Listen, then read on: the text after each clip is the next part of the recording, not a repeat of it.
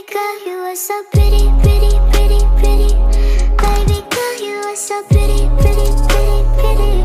Females made you just to trick me, trick me, trick me, trick me. Cause baby girl, you are so. Guys, mga kabig ma'am, so yun nga, papakita ko na sa inyo kung paano ko lilinisin ng aking queen size gamit ang pang spray, steam, and my vacuum. So now, ipapakita ko sa inyo kung gaano siya. Hindi naman siya totally, hindi nyo nga siya mapapansin sobrang dumi, pero sobrang dumi na niya para sa akin. Yan, ganyan siya. Tapos, mabuhangin na rin siya, kaya kailangan nyo na rin talaga malinis. Dahil, etong kama na to, hindi naman talaga siya totally na binili namin. Bigay lang siya sa akin ng aking cousin. So, ayun, ginamit namin. Then, medyo may amoy nga siya. Then, kailangan na talaga linisin niya. So, using this spray, in order ko sa TikTok, tignan natin kung effective siya, kung tatalab ba sa kanya yung kung magiging malinis ba yung ating kama. Panoorin nyo ng aking video. Using the spray.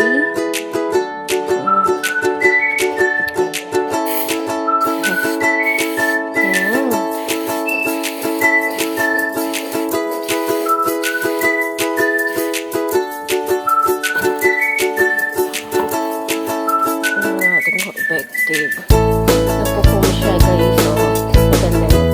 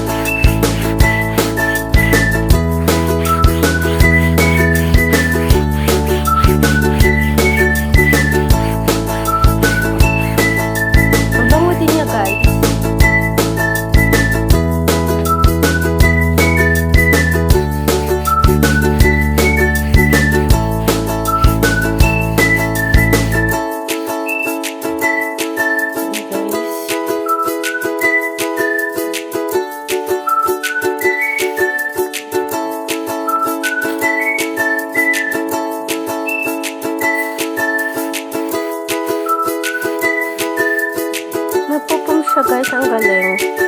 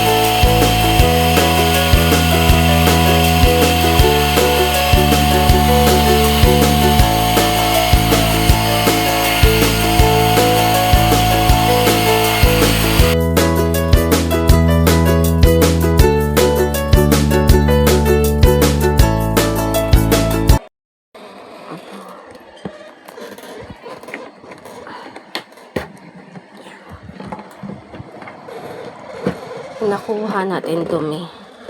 Yan guys, makikita niyo sobrang dumi. Kung gusto niyo pala mag-invest or ng gamit, worth it talaga to si Tix. Tix is the best. Lalo na meron siyang ganito sa kanyang spout. Ang tawag sa kanya, pag inaano ko siya sa Atokarte, ano siya, nozzle or nozzle. Ayan, from Tix. Maganda siya guys, promise. Maganda siya gamitin. Kasi, luminis nga talaga yung aking kama. So, ayun nga guys. Nakita niyo na kung gaano kalinis ang ating kama. Kailangan lang natin siya patuyuin. Siguro hindi natin ito magagamit for tonight.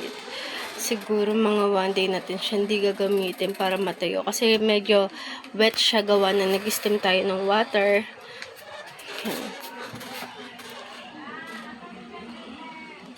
Nakaka-satisfied guys. Thank you guys sa mga nag-abang ng video. Thank you po guys.